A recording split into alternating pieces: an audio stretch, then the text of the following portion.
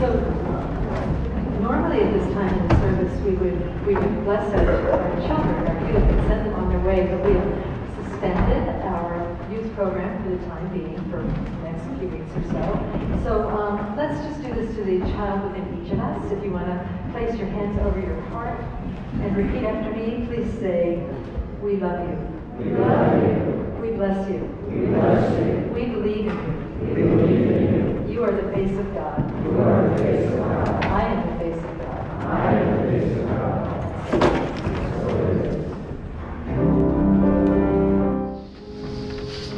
So it is. And so it is. And so we allow it to be.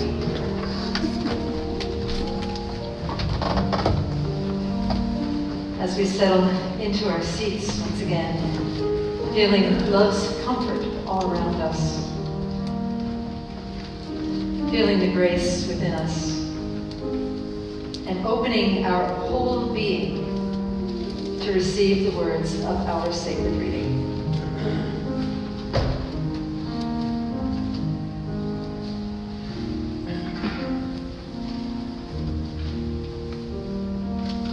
Pandemic by Lynn Unger. What if you thought of it as the Jews considered the Sabbath, the most sacred of times? Cease from travel, cease from buying and selling. Give up, just for now, on trying to make the world different than it is. Sing, pray, touch only those to whom you commit your life. Center down. And when your body has become still, reach out with your heart. Know that we are connected in ways that are terrifying and beautiful. You can hardly deny it now. Know that our lives are in one another's hands. Surely that has become clear. Do not reach out your hands, reach out your heart. Reach out your words. Reach out all the tendrils of compassion that move invisibly where we cannot touch. Promise this world your love, for better or for worse, in sickness and in health, so long as we all shall live. Amen.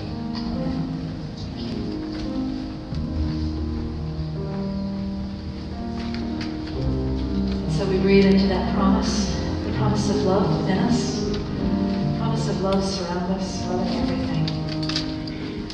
And let us use this time to remember the truth about all of existence.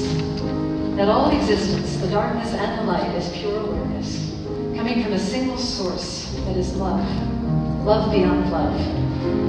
And so we use the name I Am because nothing can describe this place called existence that is manifesting through us all the time. But in this sacred time together, through our collective energy here in the sanctuary, and through those that are watching the live stream and those who are staying home to watch and pray, we anchor ourselves in this I Am presence and know it as our own. Know that we belong to it as it belongs to us. And so together as we sing, we remember this I Am presence, not only for ourselves, not only as the substance of ourselves, but also for the substance of all beings everywhere. All beings, no matter what the circumstances. They are part of the great I Am. So let us remember this together as we sing.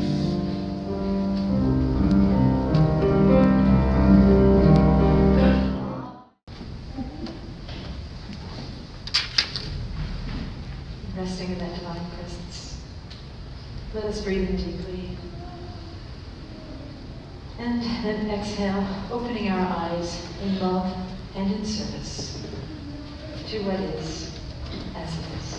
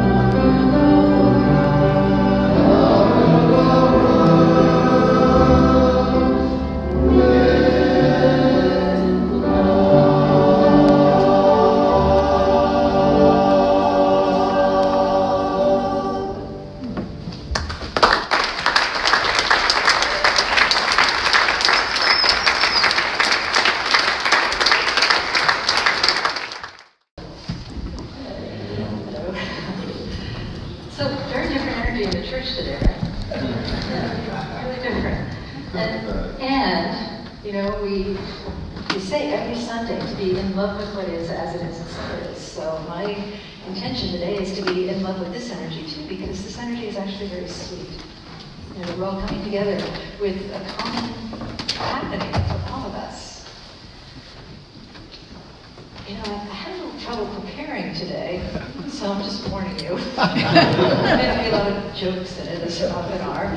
But you know, as I was listening and thinking during I Am Remembering Who I Am, it just occurred to me to kind of ask you, how are you all doing with all of this stuff that's going on in yours? Wow. Not well. Some of you are doing well, and some of you are not doing well. Yeah, so we're just here to kind of sit in the soup of all of that. I'm sure there's a continuum of over here is I'm not doing well with this at all, and over here is I'm doing great with this, and there's many little points of light along the way of that continuum. So we're just going to let all of that be here, and hopefully you'll hear something either from me or from the music or from your own internal voice of kindness and love that will serve you in the coming week as we navigate this unusual situation together. You know, yesterday, one of the reasons I said that I'm not really sure what to say was that I spent most of the day coordinating the logistics for a much smaller service, and a service with a lot of precautions in it, and a service where certain personnel might be missing. And you know, I was thinking as I was doing all of that, I was thinking, yeah, this is not something I learned how to do in ministerial school. How to prepare a Sunday service when there's a pandemic in effect. You know, and that's the thing about life, is that it's always throwing us curveballs, because life is infinite, and there's always things that we need to learn to cope with. But the gift of that, I guess, and I think that's part of the intention of today, is to find the gift in everything, even if it's scary, even if it's causing us fear or despair or what have you. Even if it's any of those things, is to find the gift in it and see if we can use it to bring us into a deeper relationship of knowing the love that is beneath everything and the love that is most definitely within us. So is that something that will help all of you, I hope, is to know that? Okay, good. So, that being said, I'm going to start with a story. And this story is not about coronavirus, but it's about a friend of mine who was experiencing an illness. But back up before that, this is my friend. She's a friend from Service Space, which is an international service organization that I belong to. And she is a very active member of that group. And also, she is kind of known for loving her grandmother dearly. I don't know if any of you have seen Nemo Patel's Grateful video.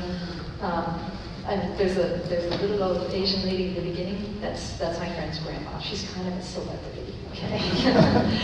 But she passed away recently, and my friend was just devastated because I think that her parents are gone. This grandma was kind of her only contact to her heritage.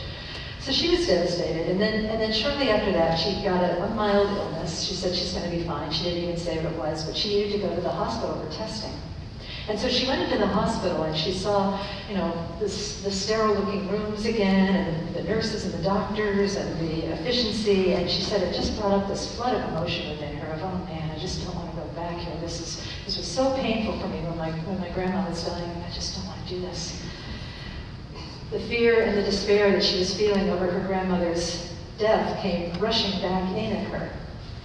But then, for some reason, probably because of a lot of spiritual practice in her past rather, and possibly in the path of the moment, she said, you know what, maybe I can do this differently.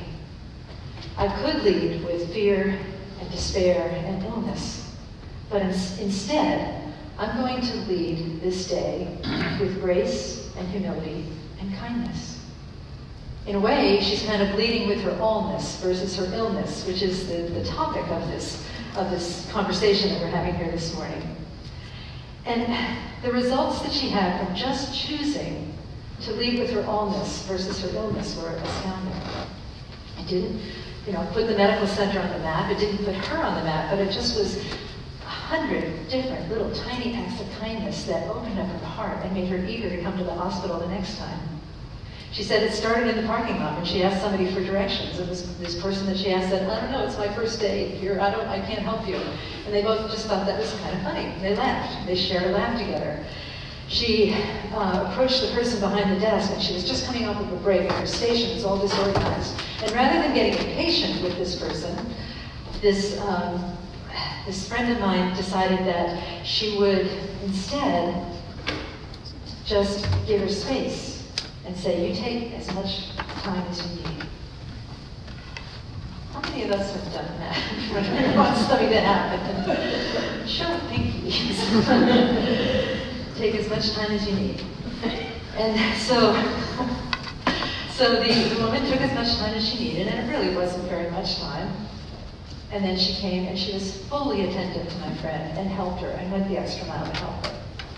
when she went to have her blood drawn, the phlebotomist noticed this necklace that she was wearing, and rather than just sort of sloughing it off, they had an intimate and eager conversation about the necklace. And then it was in the period of time when it had started that we weren't allowed to shake hands, so they did a little foot dance at the end of the interaction, and they thought that was fun too. It was an act of kindness. And then she was waiting in the lobby to see another doctor, and this woman in front of her dropped her cane, and she stood up to get it, and a gentleman stood up to get it. My friend got the cane for the woman, but she said, as she handed it to the woman, she looked in this gentleman's eyes, and they smiled at each other, a knowing smile. And she said they knew that they were made from the same cloth. Made from the same cloth. And so all of those little tiny, beautiful actions meant something. They meant something. It's kind of like how something like a virus, which is tiny, microscopic, but when it multiplies, it has a powerful effect. What if the same thing is true for kindness and generosity and grace and humility? And isn't this a great opportunity that is coming forth for all of us to do our best to live from those places, the place of grace, of kindness, and generosity and love, to live from our allness instead of this overriding cloud of illness that seems to have taken up a lot of room in everybody's consciousness. And I'm not saying that's a bad thing, to be vigilant about what is going on in the world, to be vigilant about the coronavirus. But it is interesting also in our vigilance to be vigilant inwardly as well, to look at what our minds are doing with this. I think that our minds, for one thing, this is going a little bit deeper than the mind, but into the heart and the being. I think that our minds and our hearts and our beings are wrestling with impermanence. This virus that showed up and started sort of wreaking havoc, I think made us all aware of our impermanence. And I ask you, is that a good thing or a bad thing? It's probably one of those yeses, you know, it's both. You know, in Kusala, if you weren't here last week, we had one of our favorite Buddhist monks come and speak, and he gave a really rip-roaring comedic talk about old age, death, and illness. Woohoo! And it was actually really fun, really good. These things are inevitable, and so much of the time we're scuttling around, being so busy with everything that we don't actually take time to recognize our mortality in this body, and then do the things that we would do if we knew that we only had a short time left to live. You know, that beautiful poem that Hugh read, a lot of people have sent me that poem, and it's really, talk about going viral, that poem has gone viral. A lot of people know it, but it just felt so appropriate for today. It was just, you know, take time, treat it like it's a Sabbath. That every moment is a Sabbath, that every moment is a time to turn within and focus on that which is really important, which is our families and our friends and our loved ones, and our spiritual practice and our acts of generosity and kindness that we can do in the world. That's what really counts. And I think that impermanence can make us aware of that. The other thing about impermanence, though, one of the reasons it doesn't always make us aware of the good that we can bring to the present moment is the fact that impermanence also brings up a certain sense of uncertainty. And we, as a human species, are not fans of uncertainty, for the most part. Right? And actually, it's kind of the way that our brains work.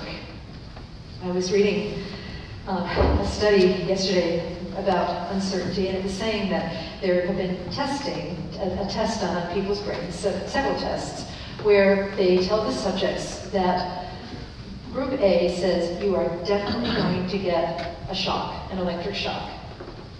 Group B, they say you may or may not get an electric shock. 50% of you will get a shock. The other 50% won't. The subjects in Group A knew that they were going to have pain and actually did a little bit better than the subjects in Group B. Because in Group A, okay, it's just the pain, right? Okay, it's just pain, I know what it is, I can cope with it. In Group B, it's the pain, the possible pain, but it's also like a pain. Will it be painful? How much will it hurt? Okay, I've gone through 20 minutes. What if they're teasing me and the next one is a really, really bad shot? What about that, right? And that's the way we are with a lot of things, is that so often we want so badly to have certainty that we start making stuff up, right? I said that word, right? We start making stuff up because we want so badly to be certain. And not only are our brains geared to be a bit perturbed by uncertainty, but they would rather have something certain that is bad versus something uncertain that is good. We are geared to maximize the bad. This is just the way we're made. Maximize the potential bad and minimize the potential good. Now that's the way that we're made, but it doesn't say that we have to be that way. There is something within us, a wiser self, the presence of love, the presence that knows that we are one with absolute reality all of the time, the presence that knows that we are one with God, that we are one with wholeness, that we are one with health and power and presence and peace, the presence within us that knows all of that, that can override that general biological tendency to focus on disasters and make them real, to focus on even potential disasters and make them real, and help us to move into the place that says, maybe this isn't the way that it has to be. Maybe there is something greater that me, in my limited capacity in my human brain, hasn't even thought of yet. Because again, we are dealing with allness, not illness. We are dealing with the unknown mystery of grace that is greater than what we can imagine. We are dealing with the power and the presence of the Most High that is also the most intimate. We are dealing with that which can serve and solve anything. You know, the old-time metaphysical people that I don't often follow so much, but something that they said is really great that I want to share with you. They say that any time a problem comes up, it is there because there is already a solution in divine mind. We are calling forth the solution for COVID-19 now through our collective consciousness. Through our collective consciousness, as the Gurdjieff people would say, through our conscious labors, stay on track and to lead with allness, and also through our intentional suffering, which is our intentional letting go. Letting go of the story that it's going to be horrible. Because it may not be. In fact, we really believe. We trust what Jack Kornfield said. Jack Kornfield, a Buddhist teacher, a wonderful meditation teacher, among other things. He said, this illness is not against us. It is for us. This illness is for our awakening to a greater truth. This illness is for our knowing of allness beyond appearances. Now what I've said so far, pretty much, has been kind of theoretical and intellectual. How do we get that knowing into our bodies so that we are living like the truth of what I just said, that this is about allness, not illness? How do we live like the truth is true instead of living like the falsehood is true, which is what so many of us are tempted to do, right? Because of that brain stuff that I was talking about before, this tendency to latch on to something bad because we feel like, oh, if I know what it is, maybe I can control it. How do we live like the truth of allness is true? You know, one of the things that I think is interesting is I think sometimes our response to this particular illness depends on which set of facts we are looking at. I'm, again, part of this global community called Service Days, and I've been getting data from all over the world. And my favorite website to monitor the progression of this illness, and I kind of have to do that because of my position here. I have to make responsible choices with the board about how we're going to, progress with Sunday and other things. My favorite website shows the total number of illnesses, but it also shows the total number of people that have recovered from this illness. I think a lot of times the stuff that we look at says, okay, there's 150,000 cases, and then you think, oh my God, there's 150,000 people that are sick. But there aren't 150,000 people that are sick. There are and again, that number might be a little low at this point, but there are 150,000 people that have been diagnosed, tested and diagnosed with COVID, but there are about 80 that have had an outcome. 93%, last time I looked, 93% of those people with an outcome were cured, released from the hospital. 7% passed away. And that's not saying that it's a 7% statistic, because we're only looking at the smaller sample of the people that have been released in some way. When you look at the bigger picture of the number of cases, the percentage of people that have died is much lower. Is that too techie for y'all? I'll send you the website. Yeah, I'll put it on the newsletter. Yeah. And it also lists how many new cases there are, per day. And you can see that certain countries, the new cases are diminishing. And I think that has to do with the structures that we're putting in place. Structures like we put in place here, and perhaps even more stringent structures, which we may put in place for a while, knowing, again, that constraints are a call for creativity. Constraints are a place where we can practice at a deeper level. How about that? So I'll keep you posted. I'll keep you posted about the website. I'll put it in the newsletter and send it out to everybody. And it's not the only one. It just happens to be the one that I like. But again, we have, I think, in terms of comforting our brains and living and embodying living like the truth is true, first we have to have a handle on the facts that is not biased by hysteria. Right? And there's a lot of hysteria going around. Again, I don't mean to diminish it for anyone, because it is a serious problem, but most people that I know that are experts in the field say that we will overcome this. And I also don't want to diminish it for anybody that has a loved one who has died or does die. But it's not what people are completely making it out to be. Again, think of that solution. Think of that solution in the ethers that is waiting to come down, and perhaps it is a solution that will unify us rather than separate us. Perhaps the solution has already unified us in certain ways. It has helped us see what we want to be and what we don't want to be. We don't want to be people who take copious amounts of toilet paper and then try and sell it for a higher price someplace else. You do not want to be that, right? If you are, well, see me after church. We don't want to be somebody that buys into conspiracy theories. If you are, God bless you.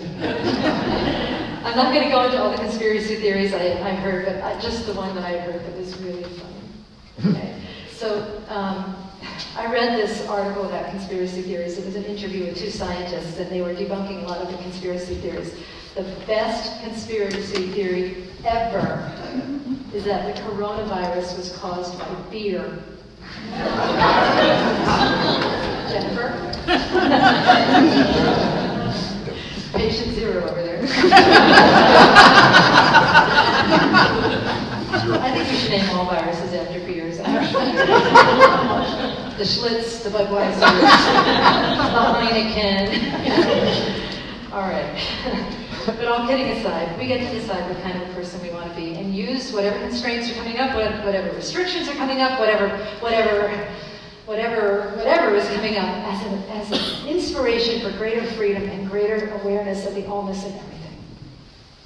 So that's one thing we can do. That's one thing we can do to use our minds and bodies to start to embody this allness. The other thing is to follow the advice of the prophet, Mr. Rogers. Fred Rogers. Anyone see any of his movies recently? Those movies about him? Oh my gosh, they were so endearing. Fred Rogers said, keep your eyes on the helpers. You know, I overheard somebody at the church this morning saying that for every, and I was just eavesdropping, so if I misquote you, it's because I was just eavesdropping. For every bad thing that they see in the news, they see other good things, other acts of kindness. There was an NBA player, you know, when the NBA season was canceled, and he donated $100,000 of his own money to the workers at the arena because he knew that they would be out of jobs and that they needed that support. There was a little girl, a 13-year-old girl, who was having her bat mitzvah, and that had to be canceled because of the virus outbreak. And she boxed up, rather than discarding all of the food that they had paid for, that they couldn't get a refund on, she boxed it up and gave it to people that were in quarantine. There was another event, same type of situation, another huge event that had 20,000 people scheduled to attend and to eat. Instead of throwing out their food, they went to the extra expense of hiring refrigerator trucks and driving the food all the way from someplace up north down into Tennessee where there was the tornado. That was Tennessee, right? Yeah, to Tennessee where there was the tornado so that they could feed the tornado survivors. So many acts of kindness. A group of people that were traveling in Japan and started assembling masks so they could give them to other people. You know, this type of thing can bring out the worst in people, but it also brings out the best. And so whatever creative ways we can find to be kindness, you know, keep our eyes on the helpers, but then become a helper as well. Again, remember that viral theory that a little tiny virus can wreak havoc. Well, I'm thinking about a little tiny virus called kindness that can wreak even greater havoc, that can turn the world on its edge, and that can just get us started into this new trajectory of kindness and goodness and lovingness, and recognizing, boy, one thing this thing teaches us is that there are many, many great equalizers in this world. You know, Tom Hanks got it, and somebody who's living on the street got it. There are many great equalizers in this world, and it could be a virus, but it could also be the kindness and the desire for love that we all share, and our resistance to impermanence and uncertainty, but our willingness, this is where this congregation particularly comes in, our willingness to go deeper than the fear of uncertainty, to go deeper than the fear of impermanence, to go deeper than the fear of fear, and to go deeper than the fear of despair, and to do the spiritual work on ourselves, to trust and to know that there is greatness here, there is great opportunity, and we are part of that change that we wish to see. We are the avatars that we were seeking. All of us. Every single person sitting here by divine appointment. No matter where you are with this, whether you're terrified or whether you are feeling completely peaceful by it, something about the way you're showing up in your life can help the entire world. I'm going to close with a quote because it applies to what we're saying. In that the thing that I'm talking about, that part within you that is allness, that can never be shut down. That can never be canceled. So I'll read this to you. This is from, I don't know who this is, Jamie Porkowski. Somebody sent it to me. And he wrote, conversations will not be canceled. Relationships will not be canceled. Love will not be canceled. Songs will not be canceled. Reading will not be canceled. Self-care will not be canceled. Hope will not be canceled. May we lean into the good stuff that remains. Let's do that now, and let us pray.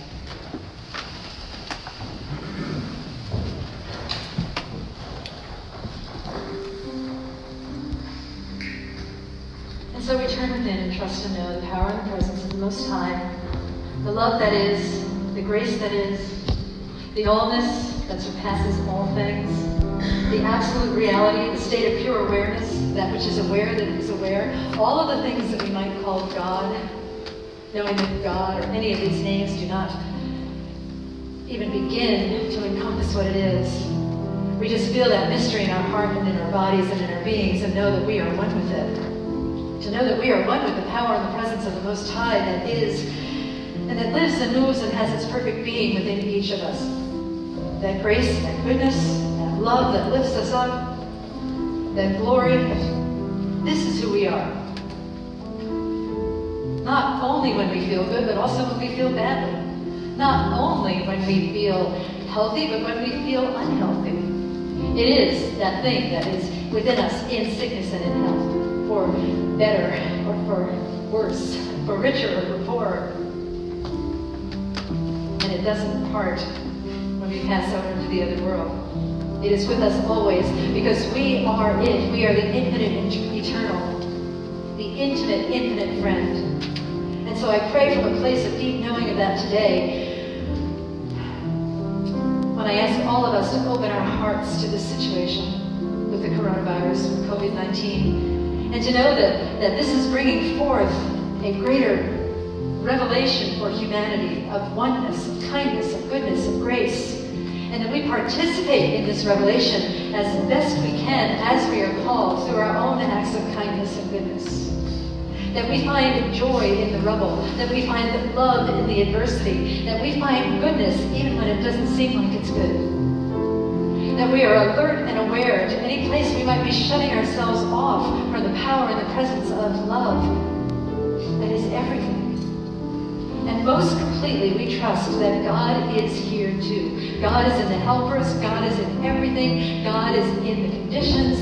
God is God. There is no God but God, and God is all there is.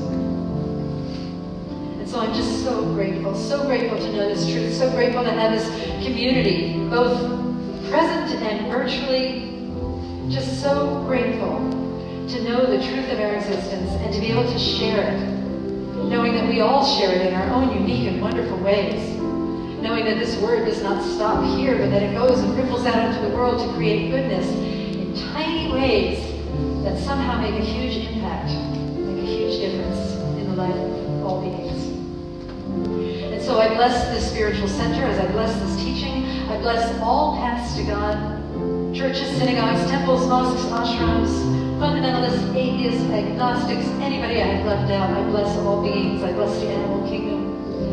And with a heart that is so filled with gratitude and so filled with blessing, I offer these words to the divine mystery. And together we say, and so it is.